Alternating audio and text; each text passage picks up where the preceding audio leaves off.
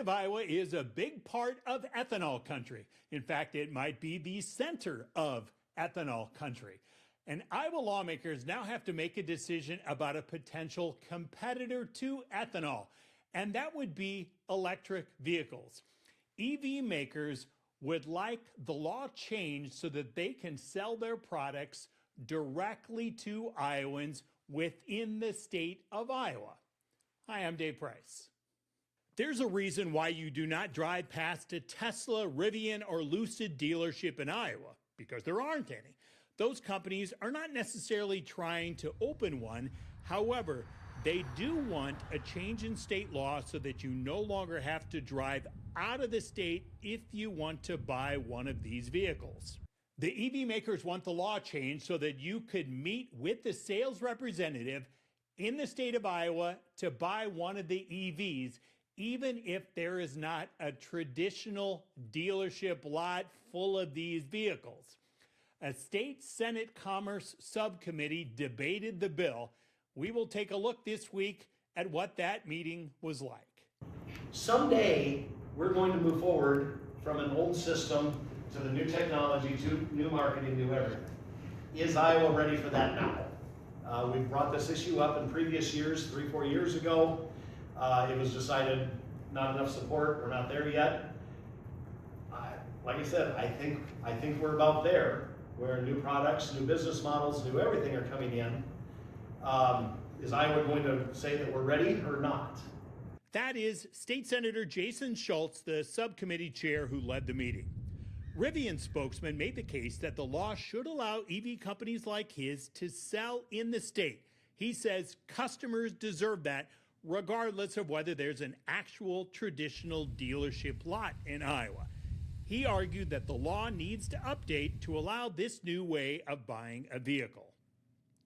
We're here today to ask for one simple thing: for the freedom for Iowans to choose how and where they buy their vehicles. The current opportunity is here. Iowa is one of the most restrictive car buying states, not only in the Midwest, but in the nation. An Iowa lobbyist representing Tesla made his pitch by saying that most states already allow EV manufacturers to operate by selling straight to the consumer and not relying on a state's dealer system. And something I've heard as we've talked to legislators over the last couple of days is that there is some concern that if we let EV manufacturers come into the state, that there's a threat of potential lawsuits. And I think one of the really nice things about this bill is it's very clean.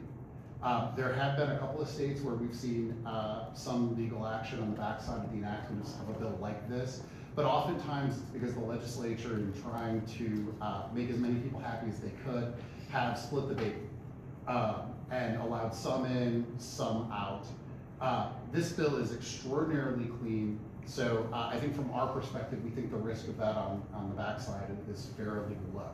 So they contend that the state could benefit a couple of ways here. It could get the state sales tax if the vehicle is purchased in the state of Iowa, and these companies might have to hire some more employees in the state of Iowa. However, the traditional auto dealers argued against these changes. Utilizing new technology, new ways to sell cars, that's what auto dealers are doing. They're innovating in order to be able to sell cars. What this bill does is it goes around Iowa's longstanding consumer protection statute. It was put into law for very good reasons then, and it maintains in law for very good reasons now. So when we think about Iowa's dealer network, you have service station warranty honorers who are in your local communities across the state. Apologies for the folder that kept going in front of Robert Palmer's face. Now, they also argue, what about warranties? If an EV maker does not have a dealership here, then what do you do if you need to use your warranty? And what happens if one of these EV makers goes out of business? We're not worried about the good players and the good manufacturers that are around. We're worried about the bad players, which we see a lot of, particularly in China, where a lot of these companies are popping up and going away very quickly. Bruce Anderson is the executive director of the Iowa Automobile Dealers Association, and he said that the existing dealerships across the state compete on price for the new vehicle, the trade-in, the warranties, and he said these EV makers mandate their price, so there would be no room for customers with negotiating, and also then no competition with this. Now it was decision time for the 3 subcommittee members. So I just, right now, can't in good faith sign on to this bill with out-of-state companies wanting to come in, lack of a better term, circumvent our model at this point, the way that it's set up. And listen, I love Rivian, Lucid, Tesla, love it, everything about it, the stock prices, the companies, the cars, the space, the travel, robots, all that stuff, right?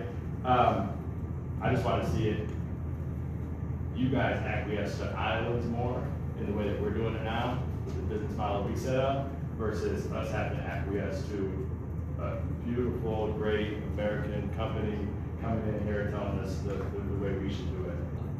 I'm going to go with the chair. I am very confident in the chair to work through this. He's taught me a lot since I'm here. And so I will let him continue to work through it and try to come up with a solution that works for me. I've spoken to the chair for everyone's information. They have to put a meeting notice out. I think they're going to put this on it so that it is on a meeting agenda. That does not mean it's going to run. It just means it's going to be eligible. And when we go to caucus, we're going to see what everybody says, and I'm going to give an honest both sides of the issue from this subcommittee to the whole caucus, and you're my witness. Senator Schultz said that he can make no promises. While his subcommittee did pass this, both Republicans said yes, the Democrats said no. When it was time for the Senate Commerce Committee to take this up, even though the bill was on the agenda, it did not take it up. So now we look at the calendar. Next Friday, the legislature has one of its self-imposed deadlines. Most bills have to make it through a committee by next Friday, or they are likely dead for this legislative session.